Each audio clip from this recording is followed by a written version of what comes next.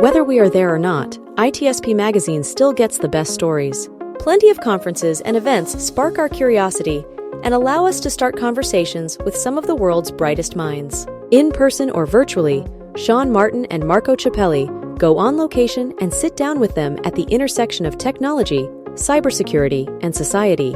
Together, we discover what the synergy of these three elements means for the future of humanity.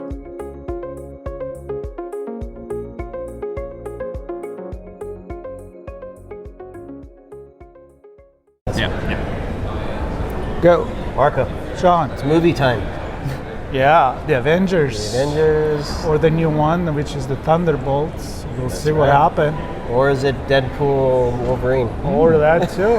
I don't know, you love that kind of superhero. I think that style. The goal here is to save the world from the cybercriminals. Is that the bad guy we're talking about? Any cyber baddie. Any cyber baddie. or even ourselves, given how complex, how we've built a house of cards for ourselves with cyber. There you go. Yeah. One slam of the door and the whole thing. Yeah. Well, I'm already excited, so I don't know if I will participate much in the conversation, but I will listen. Absolutely. You were telling me just before you jump in that you come from a sociological background. Yeah. I come from a legal background, and law is essentially a branch of sociology. It's all about looking at how living things interact with one another. That's right. And that's why we created ITSP Magazine. Not much about the living thing in general, but society. Yeah. We're not humanity. Humanity Yes. and how cybersecurity have become a big part of who we are, and Exactly. and the digital life, it's real life. Yes. To me. At this point, Yes. there is not, there's no clear delimitation anymore. No, not at all. In cybersecurity, we need it. Otherwise, it's the Far West. So Exactly. there you go. End Yeah. of the podcast right here. Indeed. No. Indeed. This is gonna be great. Well, Ravi, we connected on LinkedIn. I think I saw a We post. did. I said I'd love to meet you. Yes. Saw your session. I said, let's have a chat. So here we are, Ravi Thank you. Nayyar. Maybe a few words about what you're up to, University of Sydney, some of the things you're working on there, so folks know. Yeah, so What's going on? well, look, thank you, Sean, thank you, Marco, for this wonderful opportunity. Hi everyone, my name's Ravi Nayyar. I'm a PhD scholar at the University of Sydney. My research is looking at the regulation of critical infrastructure, cyber resilience, with a focus on the software supply chain side of that. So I look at both the regulation of the actual operators in terms of how they deploy what is called critical software, which is security, roughly speaking, security critical software. But I also look at how do we regulate the vendors for this critical software. So it's sort of like an end-to-end sort of solution. So that's me in a nutshell in terms of what I'm up to. How's this Pretty movie cool. end? We don't know. Well, you tell me. You've been in this space longer than me. We don't know. I've been here a few days. We don't know. Of There'll course. be like No, at we're least still- 10 movies. We're Yes. still doing it. So. Well, we have to milk this after all. exactly. Yes. All right, so I don't know. I guess who are all the players that you consider? So you said you're focused on the software piece. Yes. How does that? I mean, I can kind of paint a picture, but there's like cloud, and there's software in the organization, and there's third-party services. Yes. So what's the scope of the stuff that you look at? Who's who in the zoo and Who's all who that. in the zoo? Well, that's Who's feeding the animals? yeah, that's right. The whole hunter versus hunted. If we want to extend that metaphor, well, see, that's the beauty, Sean. I mean, like cyber itself is so multi-stakeholder by design, and yes, in my case, the big two. Well, so let's break it down. We've got obviously government. That includes the regulators, like the CIS in Australia, or your sectoral regulators like your ASICs, your APRAs, as well as your Australian energy market regulator, what have you. But you also have the non-regulators, like the Australian Signals Directorate, the Australian Cybersecurity Centre, which is part of that, and of course other parts of government that liaise with other stakeholders to help figure out, okay, how should we make policy? How should we make laws so that they're in line with technical realities? And of course, that's just the government. I mean, you've got the parliament as well that you've got to look at, because they enact the legislation, while agencies do that rule making underneath that. So that's just government. Now we talk about industry, right? We've got critical infrastructure operators, whom I'm particularly interested in, obviously, because that's core to my topic. We've got your critical software vendors, and then those are like the big two for me. But then, of course, around them, you've got cloud service providers, you were saying. You've got security companies, some of whom are critical software vendors because of what the nature of what they sell. You've got pen testing firms. You've got third-party certification bodies that are businesses. And those are just examples of people in industry. Then you've got civil society. You've got standards bodies that bring stakeholders together. You've got independent researchers. And of course, you've got think tanks and universities to ruminate on, how do we solve a little problem called cyber? So, in a way, let me just think. I think I've covered roughly the zoo and its occupants. And then there's the people that go to the zoo, which is the users. I forgot them. Yes, that's right. Yes. And then if there's not the bar are not strong enough, Yes. they're gonna be eaten by these players. Yeah. So how do we protect them all, right? Well, I guess for me, the users are the critical infrastructure operators for my thesis, which is looking at how they deploy critical software. And I mean, can you think of a more important user of any piece of software than a critical infrastructure operator? Because of the consequences. Exactly. Yeah. So yes. I mean, you and I can, if we're just an ordinary business and our Ivanti gets popped. I mean, that's bad, obviously, like from us, from a business risk standpoint, a cyber risk and business risk standpoint. But if a critical infrastructure operator's Ivanti box gets pwned, and that enables a threat actor to establish, persistent access, hypothetically, well, that's not ideal because of what they could potentially do if they could eventually get to the OT, though, the operational technology having leapt from the IT via that Ivanti box, I'm making very broad generalizations, but it's... Yeah. I mean, Sean, you talk about this a ton with NIST and a lot of your conversations. Supply chain and third-party risk. Exactly. And certainly no lack of standards and laws helping us find the way, if you will. But ultimately it all comes down to operationalizing this stuff, right? Yeah. So I guess the question I have for you is how do you see a program coming together where the zookeepers know that the animals are healthy?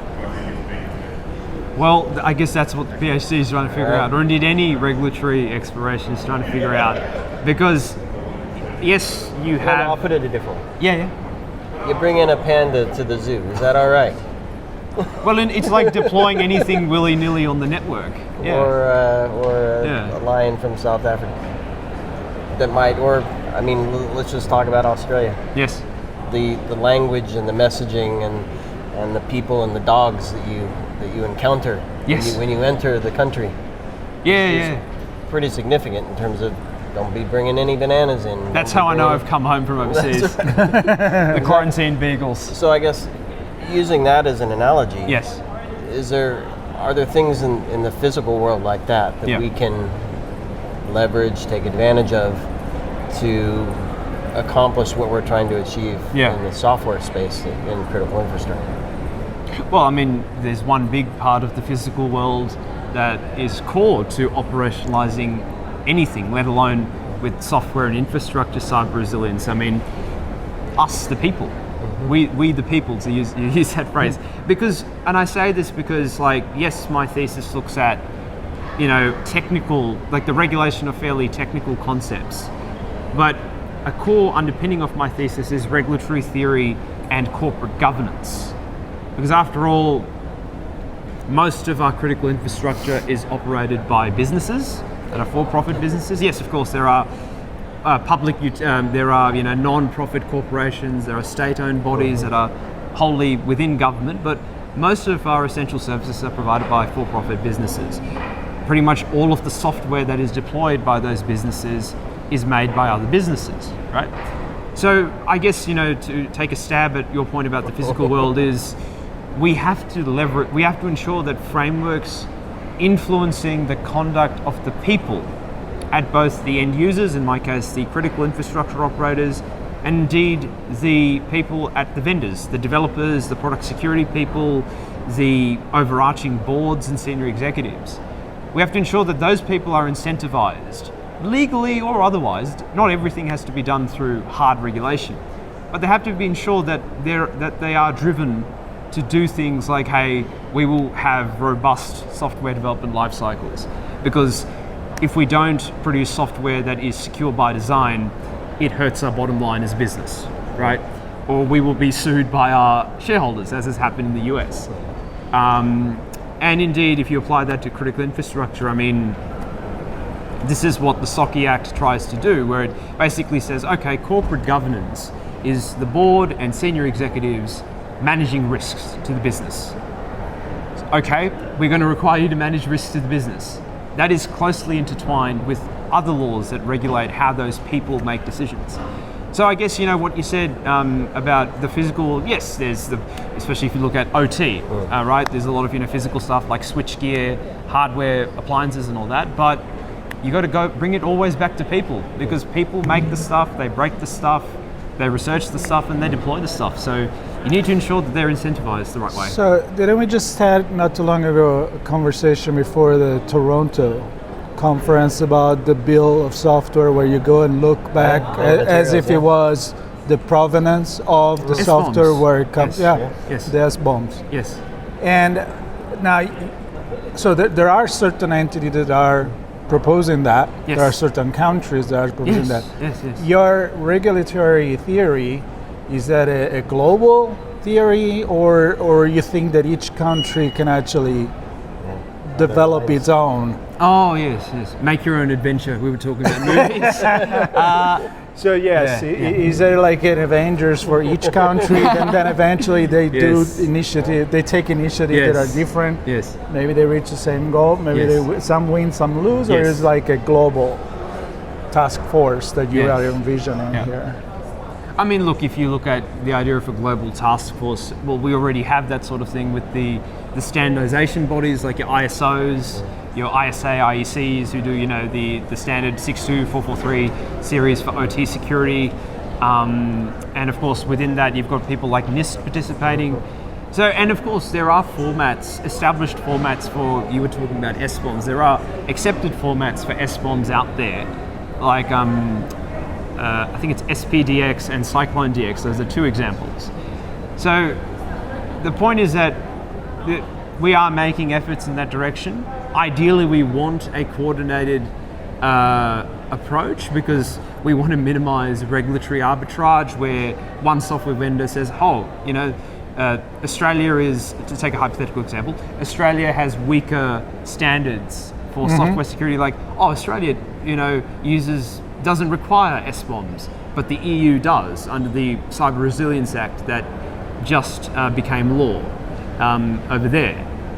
Okay, I can dump my let me go sell it where it's easy. And to go back to your example about the physical, an example of that arbitrage is how the world's major car makers dumped their more polluting combustion engine vehicles on us because we didn't mandate the same emissions safety standards as, say, the EU did. But in terms of, the There's point a reason clothing's made in certain parts of the world. Well, exactly. It's, again, regulatory arbitrage. So yes, I agree, there has to be that coordinated approach, because we are all affected by the same phenomena. Right. So with your thesis, you're proving what? I'm still trying to figure that out, by the way. I'm still figuring out my thesis that I already discussed many years ago. No.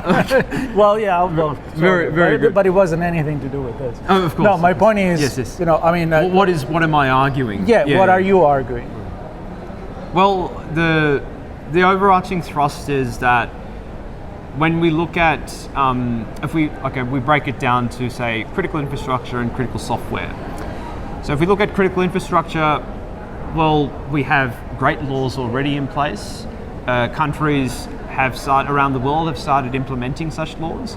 We have, obviously, advanced economies like us got a head start because of our regulatory culture and our ability to design these laws in partnership with friends. But if we look at, say, critical software or software security generally, we have indeed, and it sucks because I think Jen Easterly, I really feel for her. Like, she's been jawboning her for the love of God for several months that we have governments around the world have followed a historically neoliberal approach that will let the market decide.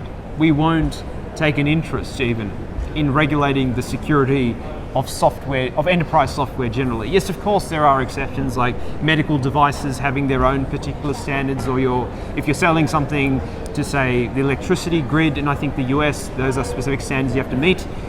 But if you look at the security of software generally, I'm arguing that it sucks, right? That there is a need for the state to be proactive in managing national security risks from insecure critical software, because, look at what's happened when the state has been highly passive all these decades. There's that quote about how computers are basically palimpsest, build atop ruin, with layer upon layer upon layer of technology debt and complexity and, of course, insecurity. So, yeah, that's essentially what I'm arguing, that, hey, we've tried being laissez-faire all these decades with respect to software development, in my case, critical software development. We need to do what, along the lines of the European approach, which is we need to actually enact a law to bring. Let me ask you this. Yeah. Let me ask you this, because we've had this conversation many times. Yes. Even twice this week already around software liability.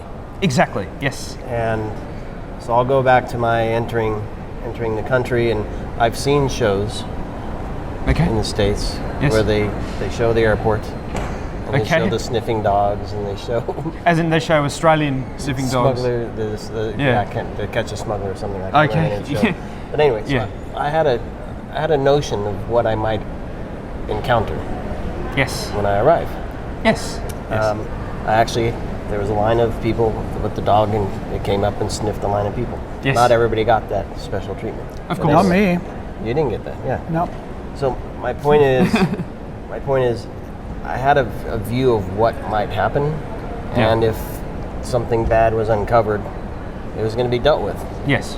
And whomever had the bad thing going, they were liable. So my question to you is, there's no liability for software vendors, specifically security software. Yes. We can talk about the broader software market as well. But who is it? The government that's going to drive that? To say enough is enough. If you want to do business with us, you have to have some liability, which then puts you on the hook to actually do a better job at securing the software that's running and building software that can protect those things that are running software. Well, see, it's interesting you mentioned, you can't do business with us, as in we, the government. That's the thing. There are multiple ways to I'm going to use another animal metaphor, but there are multiple ways to build the cat, which is that you can go the carrots approach, which is we will dangle procurement dollars in front of you.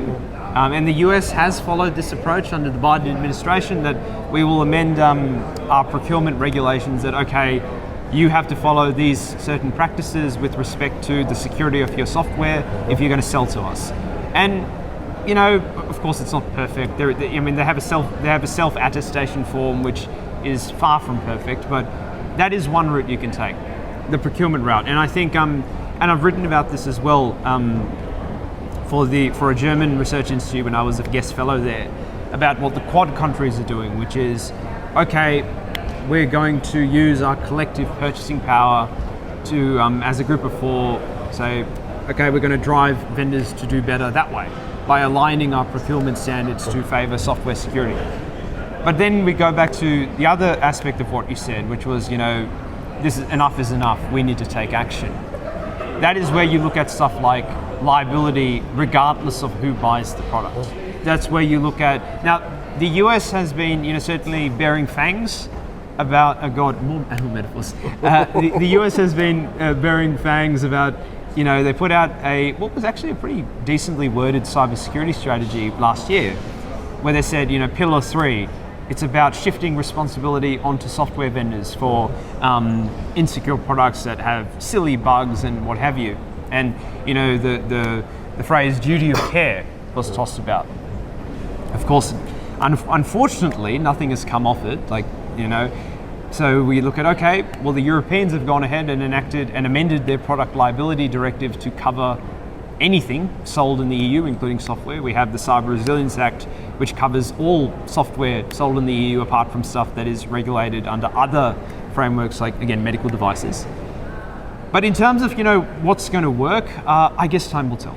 Because if we look at the European stuff, that doesn't actually...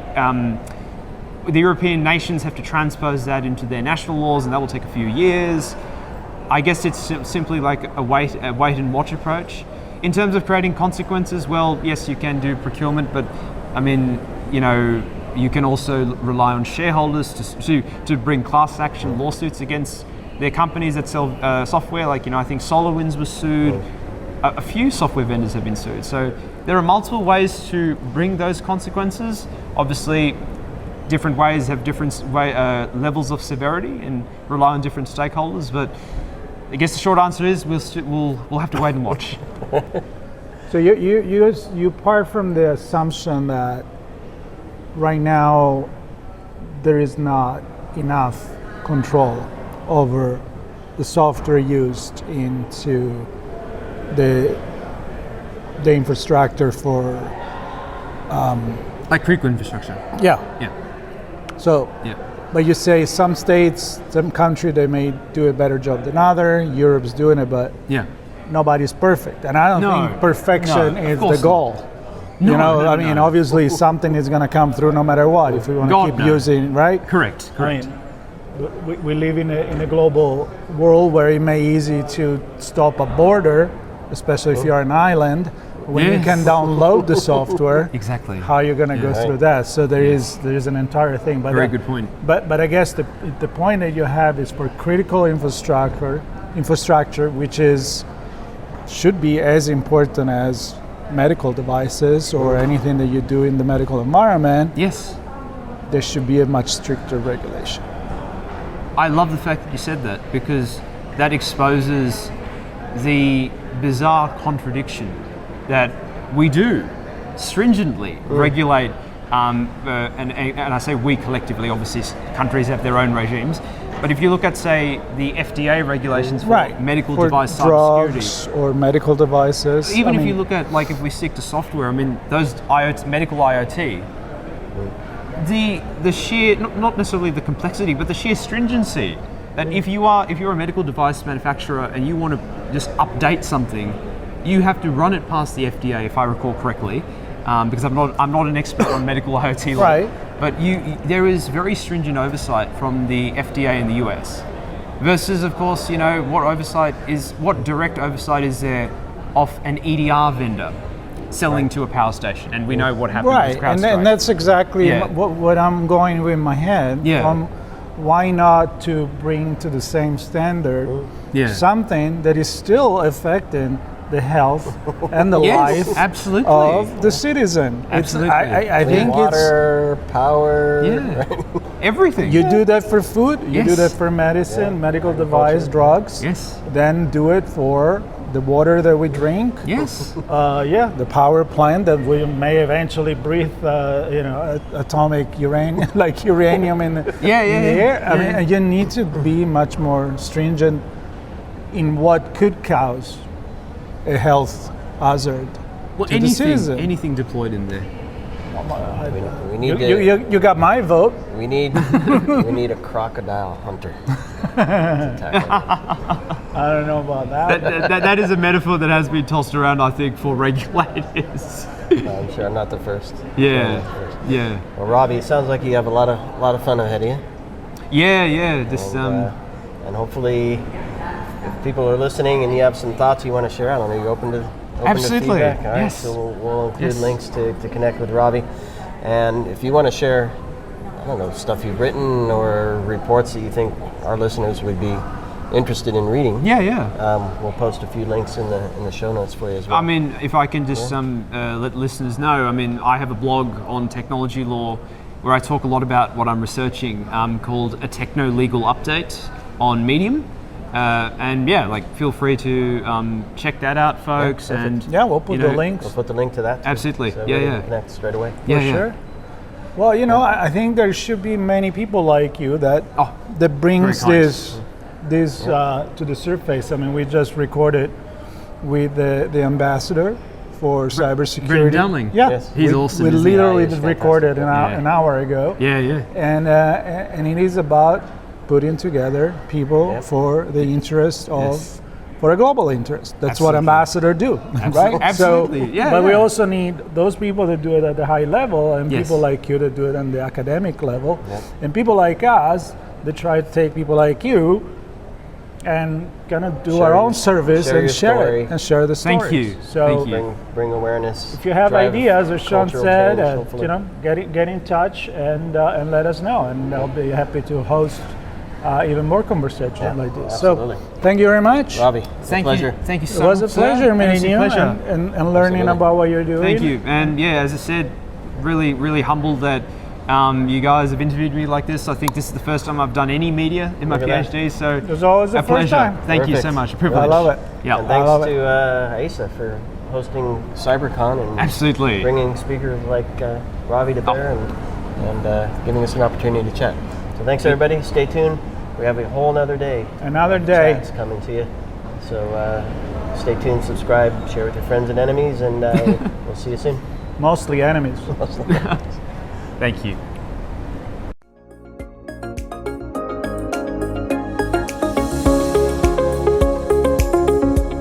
We hope you enjoyed this episode of Sean and Marco's On Location event coverage conversations. Please take a moment to give the show a good rating and leave a comment. Remember to share this podcast with your friends, family, and colleagues. Come back for more conversations and follow Sean Martin and Marco Ciappelli as they continue their journey toward redefining cybersecurity and society.